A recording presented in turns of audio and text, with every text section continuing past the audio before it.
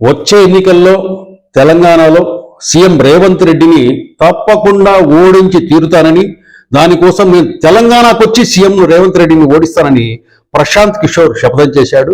ఎందుకంటే తెలంగాణ సీఎం రేవంత్ రెడ్డి బీహార్ ప్రజలను అవమానించాడని, దూషించాడని, ఇంతకుముందు ఉన్న ముఖ్యమంత్రులు ఎవరు దేశవ్యాప్తంగా ఎవరు బీహార్ ప్రజలను ఈ విధంగా దూషించలేదని, బీహార్ ప్రజల దమ్మేంటో వచ్చే ఎన్నికల్లో రేవంత్ రెడ్డిని ఓడించి చూపుతానని చెప్పేసి ప్రశాంత్ కిషోర్ టైమ్స్ నౌ వేదికగా ఇచ్చిన ఇంటర్వ్యూలో ఆయన చెప్పాడు.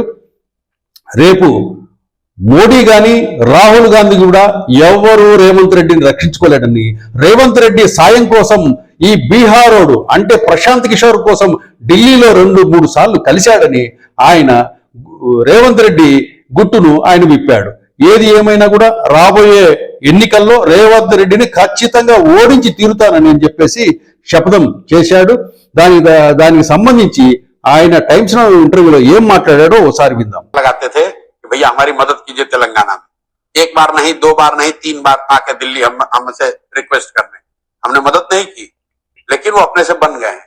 अभी जुमा पहली बार मुख्यमंत्री बने हैं, इसकी हिम्मत है, कहता है कि बिहार के लोग का डीएनए तेलंगाना के लोगों से खराब है तो अगली बार चुनाव होगा तो तुमसे मिलेंगे तेलंगाना में, तब पता चलेगा कि किसका खराब है किसका अच्छा है।